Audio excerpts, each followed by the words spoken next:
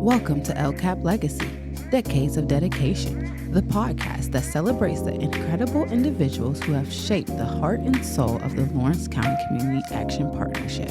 Each episode, we'll dive deep into the stories of those who have devoted their careers to making a difference, not just in our organization, but in the lives of the people we serve every day. We'll uncover their journeys, explore the moments that inspired them, and highlight the lasting impact of their commitment to LCCAP's mission. So whether you're here to learn, be inspired, or simply celebrate the amazing people who make LCCAP what it is, thank you for joining us. This is LCCAP Legacy, Decades of Dedication. Let's get started with today's guest.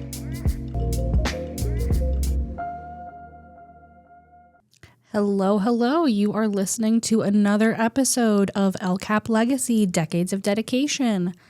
I'm Amber, and I'm here with my lovely co-hosts, Janae and Kim. Hello, welcome back. And we are here with a very special guest today. We have Axe Shop Manager, Joe Zingaro. Yay. Welcome, Joe. Welcome. Glad to be here. So you've been here almost 11 years in the spring. Do you want to take us back to the beginning of when you first started? Oh, can I tell the story? Absolutely. I was working at Sears, and Roy told me that they'd be building their own garage, and that I want to keep my eye open for the when they take applications. So I didn't believe him because he stopped a few times. So about the fifth time, I was like, Roy, they're not building anything. Leave me alone. And so I went up to the property, and they were building the place. So after work, I would go up there, and I would just walk around on the stones, and I would pray that the Lord would let me work here if this is where he wanted me. And I got the job. The long story short, we filled out the application, and they hired me. That's truly wonderful. amazing. Ain't that crazy? So So now I'm working in the building that I used to pace around when it was just stones. Wow. So you've seen it from the very, very truly beginning, and you were a part of it, the shop, They didn't from know the that. beginning. They didn't know that. I waited for him to leave. They'll be like, who is this guy walking around? Where did you learn to become a mechanic? Well, that comes from trying to fix your own stuff because you didn't have your money. Mm-hmm. So you have to fix it if you want to drive it. So you started like when you were in high school in the automotive industry? Well, there was some shops, mom and pop shops, I guess you would call them. And I would go there after school and just learn from them and help them. Very cool. Shout out to the Croton guys. Yeah. So would you learn how to do first, like basic, like change tires, oil changes, No. things like those? Oh. No, the first thing we did, they had a lot of racetracks around town. I don't think they do now. There was, I can't think of the name. It was up on the east side. But anyway, we rebuilt motors. Very cool. Yeah, so Yeah. I did that first, and then everything else came second. And if someone shadowed you for a day, what do you think they would be most surprised about? If they what for the day? Shadowed you for the day. What do you think would surprise them most? They probably would be surprised at how much I do in a day. Not just LCCAP, not just fixing the buses, but after I leave here, it's still another full day. So probably just how busy I keep myself or how busy I am.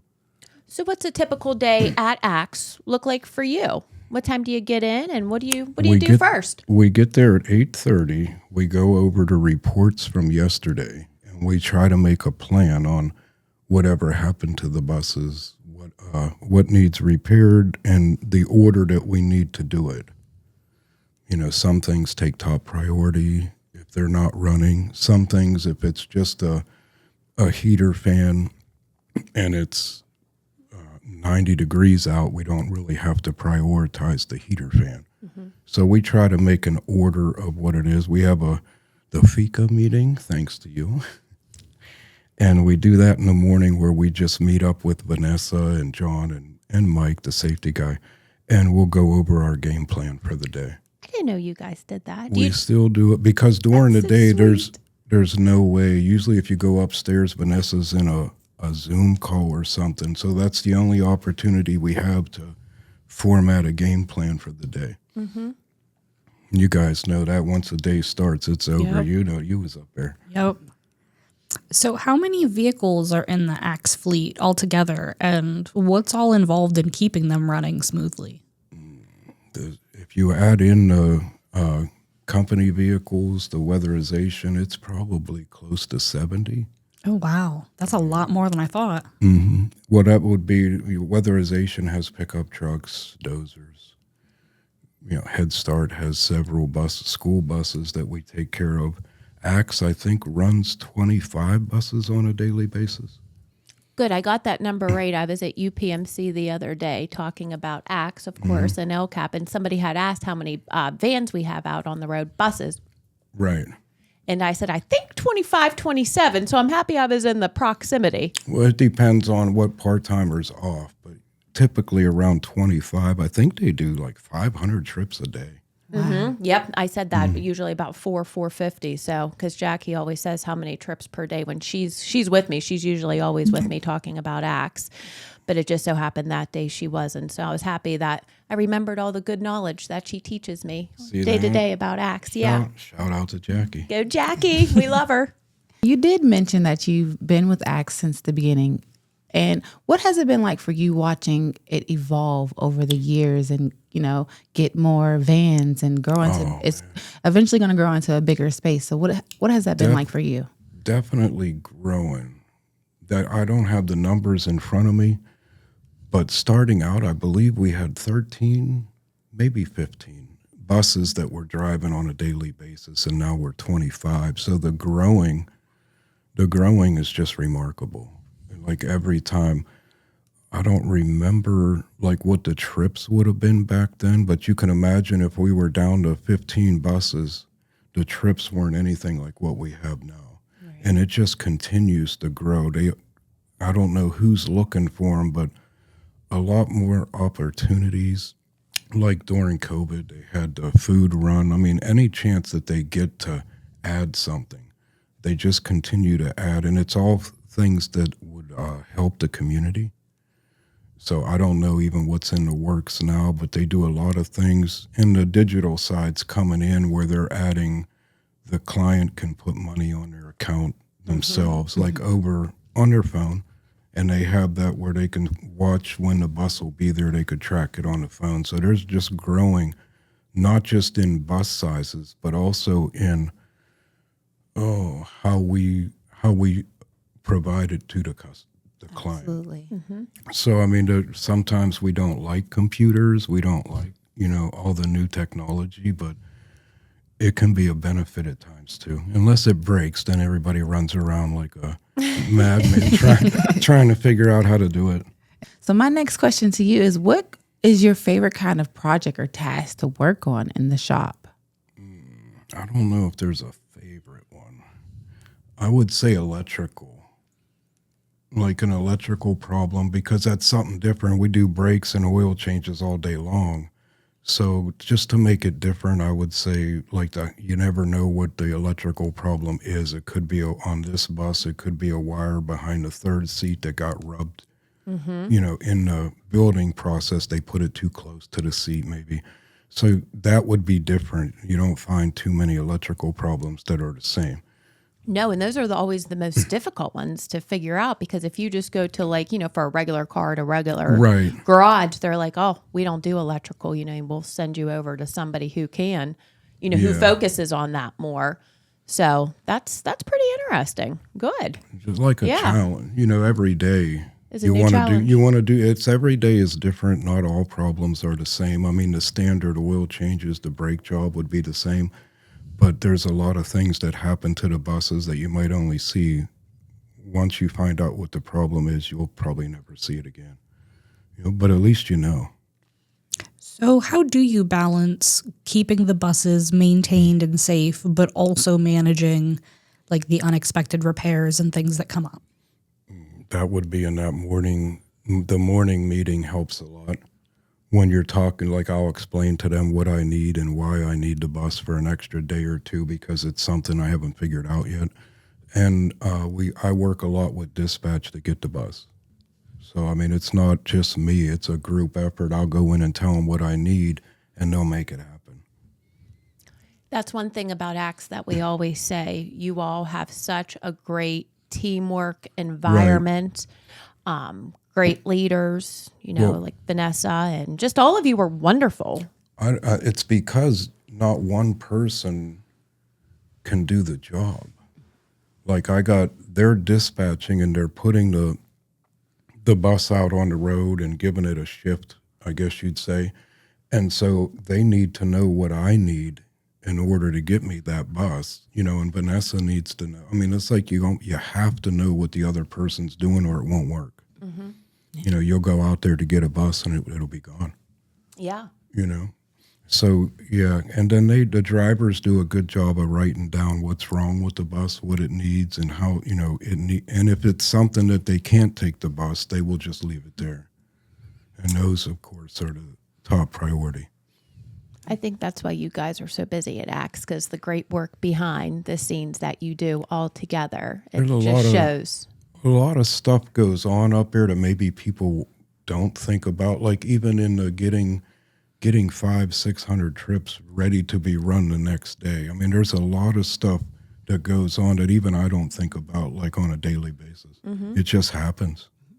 And obviously it takes a team to make sure that those things are getting done. So what is it like working with your team, and who is on your team in the shop with you? I have Chris Kubler with me who helps. You guys know Chris. Mm-hmm. We love Chris. And he's he's learning. Like, he's not a master mechanic, but you can teach him stuff, and he's a big help in there.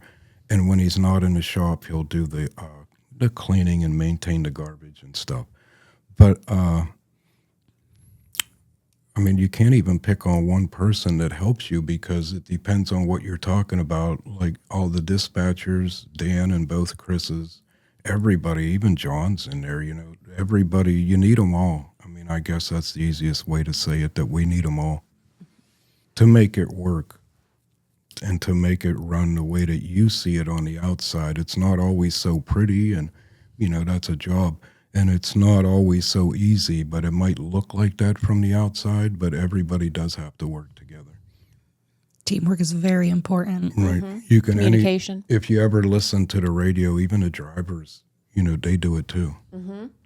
Yeah, so it's like, and you have to, that's the only way it's going to work. And I think Vanessa has made that clear, that that's the way if you want it to work, that's how you got to do it. Mm-hmm. And Absolutely. ladies in customer service, shout out to Bobby this week. We've called her, Carrie and I called her the other day about some student for a ride, and I called her yesterday about something too. And she's just so helpful. And Debbie and Donetta and Jackie and Rochelle, yes.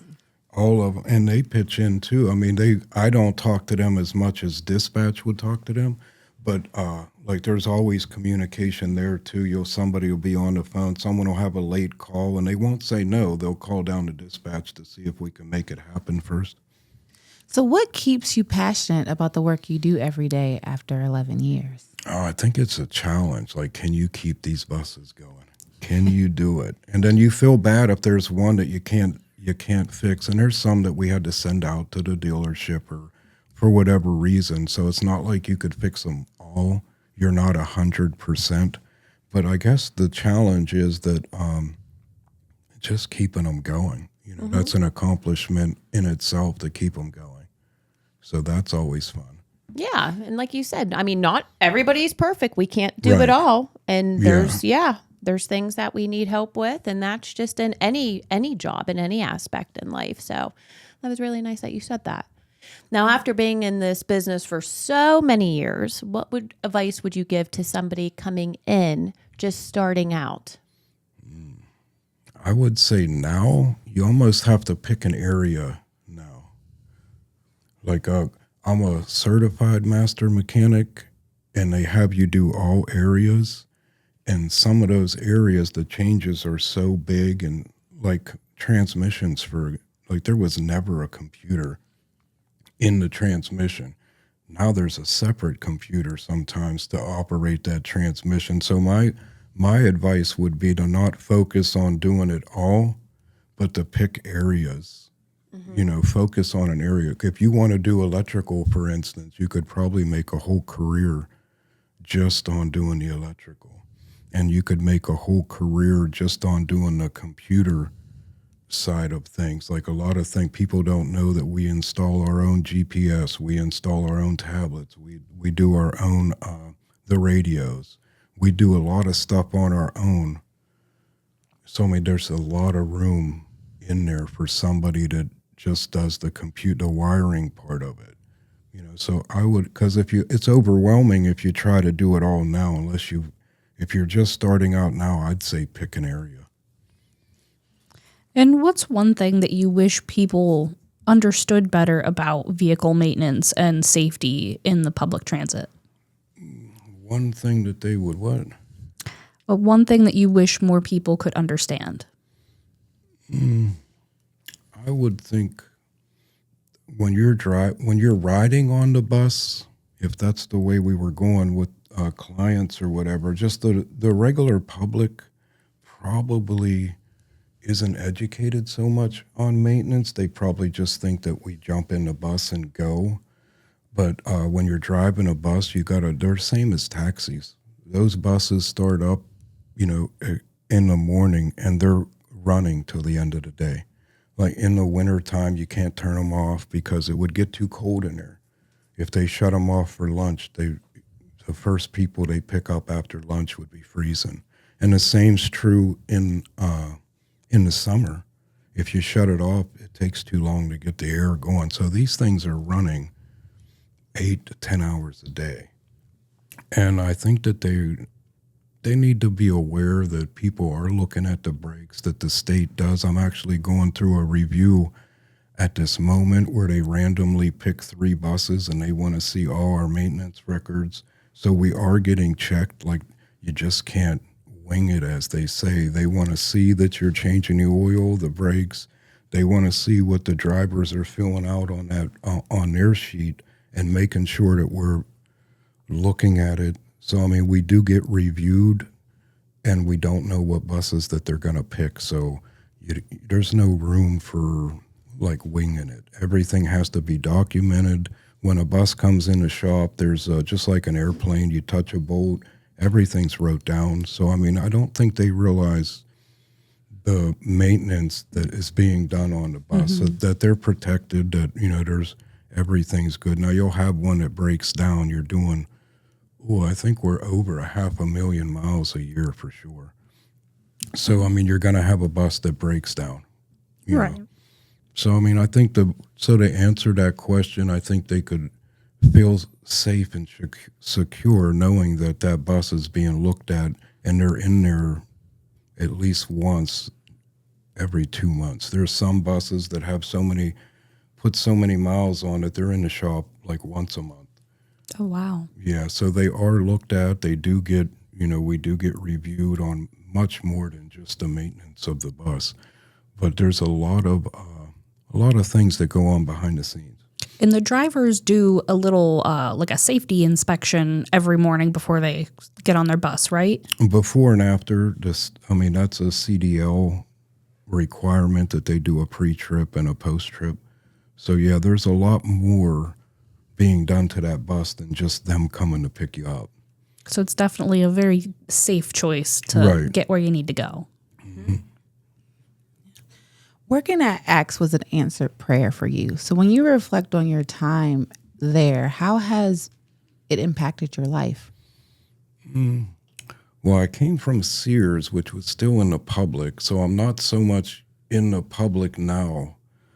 Like, and my example is that at Sears, if you brought your car in and if you knew who I was, I'd talk to you and, you'd be like, well, Joe worked on my brakes, I'm good.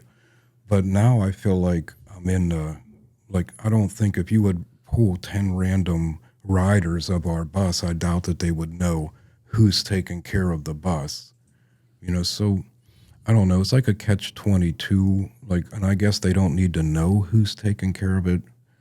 So to reflect back, I'm still going to lean on where that it just makes me feel good that I don't drive to pick up the client. I don't take them to the doctors, but somehow I'm still in the mid, I get them there, just not physically. You're still making a difference. Right. Yes. You're getting them there safely, Right. and that a good person is working on those vans. That's sweet. So, I mean, it's still, and the same with dispatch and, the ladies upstairs, they may not be driving the client to the doctors, but they're, in some way, we all play a part to get them there. So it's pretty awesome. Absolutely. It takes teamwork. Just to piggyback off of that question, one of the main themes here on this podcast is legacy. And I like to ask every guest that joins the show, once you're done with ACTS and with LCAP, what are you hoping that your legacy is that you leave? That I leave at LCAP, that's going to be pretty easy because when I got here, they didn't have a garage. They didn't do their own repairs. So every process, every program that we made, not just myself, I worked with Vanessa and other groups, but the whole process, when I leave, the person that takes over will be doing everything the foundation that we made to, keep track of oil changes, keep track of brake jobs, tires, and all the way down to inventory. So everything that we do up there is from what we thought of. So, so that legacy that'll be there until you guys close. So you can remove me, but my stuff's still there. I love that. Now we're going to go ahead and make our way to the quick fire round. And how that works is we're going to ask you a series of questions and you're just going to answer with whatever comes to your mind first. Okay. Are you ready? Go ahead. Let's do it. All right. This is pretty fun. So who is, Joe, the best person to sit next to at lunch and why? I would sit next to my buddy Mike. We went to school together and we know each other for a long time, and he is my right-hand guy up there. If I need something done, even if it's not in his job description, he will try to help me. Aw. Did you go to high school together or elementary? Probably all the way back to elementary. Cool. Yeah, you guys knew each other a long time. What school did you go to? I went to Croton Elementary. I went to Newcastle for a year, and then, of course, I went to Votech for automotive. So if you weren't a mechanic, what do you think you'd be doing instead? If I wasn't a mechanic, my first choice, I took computer programming, so whatever the class was out at Votech, but when I got there, they were still at the basics, and I was tinkering around, and the teacher said, well, where you're at, we're not going to get there. This is just data entry. Yeah. You're not that I was smart. I was taking data entry, and it was more for putting stuff into the computer, not building them or anything like that. So then I took my second option, which was mechanics, and here I am today. And if you could rename your job title to make it sound cooler, funnier, what would you name it? Oh, man, that's a trick question. Doer of all things, I guess. That's a good one. But that would go for everybody. I'm not just picking on myself. I'm sure you guys feel like everybody feels like they got just one extra plate on their table. Mm-hmm. So what is your dream car? My dream car. I actually would like to have one of those Hummers, the H3s. I sat in one, worked on them, and the way the center console is, it's like it wraps around you. Interesting. Yeah, that I is. think it's not the full size. Well, it might be the full size. I don't remember. But I never bought one. What's your favorite car to work on? What brand? Well, keep in mind that when I was at Sears, we worked on everything. So now for the last little more than 10 years, it's all been basically Fords. We have 3 Chevys. And so now it's like I'm a Ford guy. If your toolbox could talk, what would it say about you? Oh, man. Probably a lot of stuff I wouldn't want you to hear. What's something about your job that always makes you laugh, no matter how stressful your day is? I would say that's Chris. Chris I can see that. Yeah, Chris always does stuff that just makes you, no matter how mad you are, he just does stuff to make you laugh. Just brightens up everybody's day. Mm-hmm. Yeah. He's a good kid. Do you have a favorite tool in the shop? I would say torches. The torches. You could sit there. The torches make bolts that wanna fight you, make them surrender.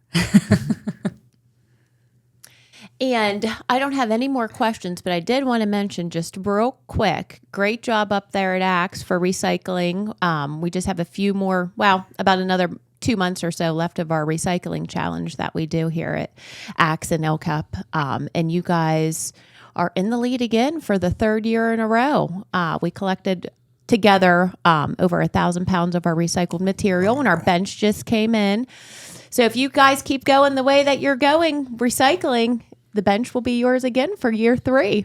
It's just crazy. The thing is, what makes that work, even for the plastic, is they put a shout out to drivers, dispatch, to everybody, and it's like they all respond. Mm-hmm.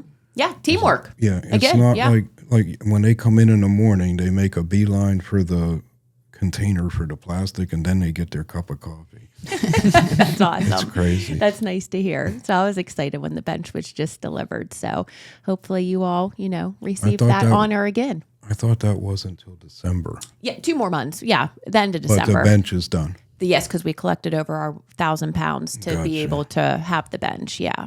So we're getting a bench either way. Yeah. We just don't know are we anyone close or Grand Street, we're following right behind. See that? Yeah. All right, and I have one last question. all right. This year for Halloween, are you passing out candy or are you taking your grandkids out trick-or-treating?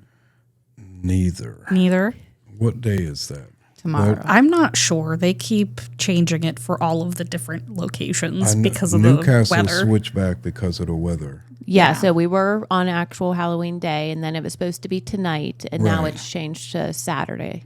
And I live in Union, and I don't know. I think it's Friday for Union. I think yours is Friday, yeah. So Everybody's I don't know. different. No, I don't. There's not a lot of kids that walk around where I live, so I won't be doing candy there. I might go out and hang out with the grandkids. I don't know. That's a possibility. But usually I have so much. My schedule's pretty busy. What is one thing that your coworkers don't know about you? I don't know if all of them know that I'm a pastor. I don't know. Probably 90%. I don't know if all of them know I wrote a book. I didn't know you wrote a book. I did not know that either. Yeah. And what was the title or what was your book about? It was a daily devotional for this year. Nice. So I don't know. I don't think a lot of them, we don't really, there's no time to brag about yourself. So there's probably a ton of things that I don't know about a lot of my coworkers. But the main thing, they probably don't know that I'm a certified mechanic. I mean, it's just not something that you would bring up. There's probably a few things they don't know, I would say. You guys didn't know. No, Yeah, we didn't know. absolutely. Yeah, we didn't know you wrote a book. We would like to see that book one day I too. do my own. I do my own live streams. We do a lot of things. Nice. Well, we are so glad that you joined the podcast with us and just told us a little bit about yourself and your story and your time with here at LCAP. It's so important that people get to understand who they get to work with every day and, get to know a little bit more about them. So thank you so much for joining us here on the podcast. And thank you all for listening. And of course, we'll be back next week with another special guest. Have a great day. Bye-bye. Bye-bye, Joe. Thanks, bunch. Have a great day, everyone.